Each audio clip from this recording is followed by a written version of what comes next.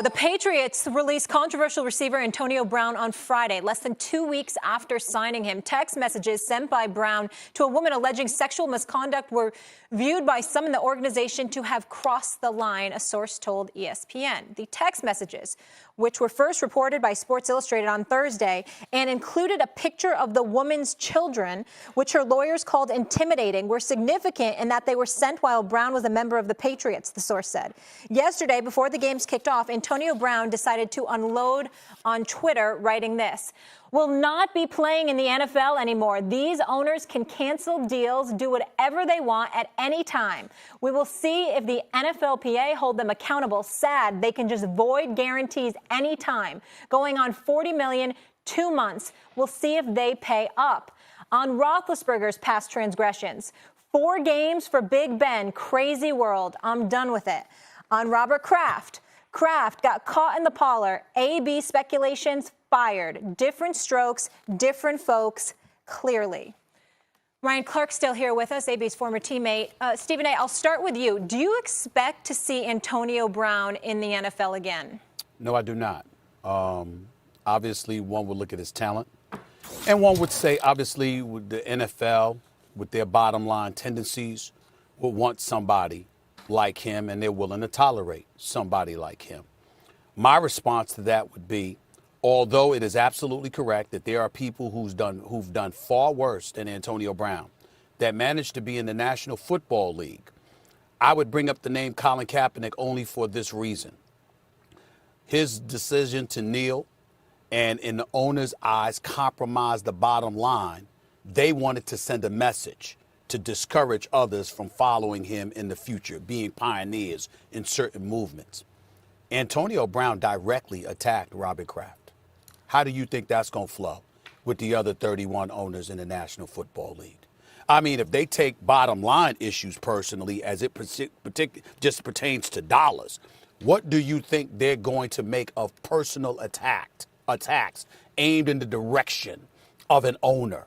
They ain't flying with that. Let's get to the personal side. This man, Antonio Brown, decides that what he wants to do, allegedly, is the text messages that he sent out about the person accusing him, the second charge against him. He sent out pictures of her children. In the meantime, he also made sure to talk about Big Ben yesterday. He talked about Robert Kraft yesterday. He talked about Shannon Sharp yesterday. Okay, he brought up these folks' names. How do you think that's going to fly in the locker room? He's called Ryan Clark a sellout. He's attacked Juju Smith-Schuster. How do you think that's going to flow? He sat up there and went after Mike Tomlin. He threw Mike Tomlin under the bus. How do you think that's going to flow? This man, I'll give him credit for this. He clearly doesn't discriminate. He's attacked everybody. He's attacked the owner, attacked coach, attacked teammates, attacked contemporaries. I mean, he has pulled no punches, okay?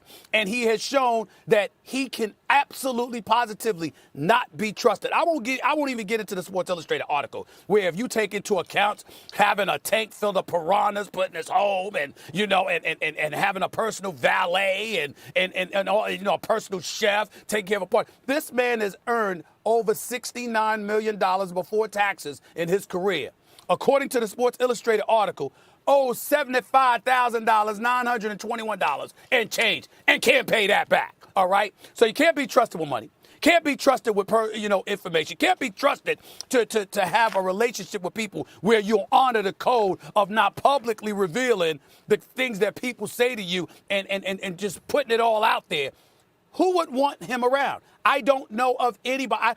I mean, it's at a point right now where I think that no matter what team he goes to, you'll have players in an uproar because they'd have a problem with somebody in that locker room. Don't get it twisted. New England's a different story because Bill Belichick is seen as having ultimate control. And obviously, Mr. Robert Kraft made the move. Bill, we getting rid of this brother. He's got to go. And it's nice that Tom Brady has said nice things about him. But by and large, players, coaches, ownership, management with Mayock and Gruden, there's nowhere you can turn where he hasn't created an elevated level of distrust in his direction. He will play in the NFL again, I believe. It won't be anytime very soon, but eventually he will. And the reason is, Stephen A., I agree with every single word you just said about Antonio Brown. There's something wrong with Antonio Brown. Emotionally, mentally, there's something wrong. And I've hesitated saying that until now. And I've alluded to it. I've suggested maybe. But clearly, this is such self-destructive behavior. There's something wrong here. Maybe he got drunk with his own success. He had a tough background, and maybe that's, it's destabilized him in certain ways. But there's nothing that sobers you up like reality.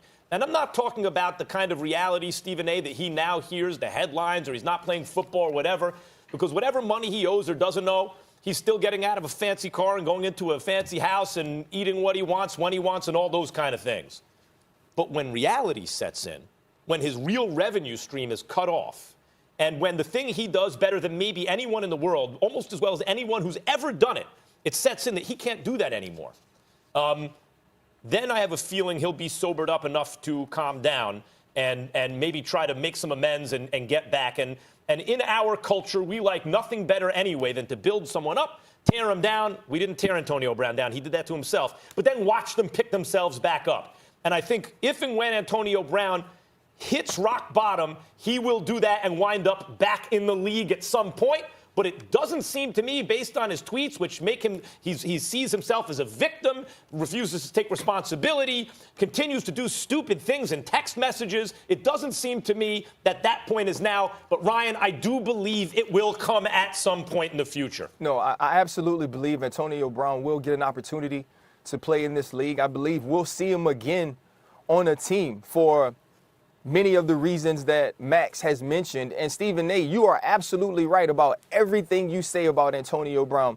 As far as impulse control goes, this is the worst I've ever seen it. As far as a guy not being able to control his emotions enough to just get by on great talent and do what he loves to do in a way that not many people can do it and make enormous amounts of money, the fact that he's ruined that is crazy to me.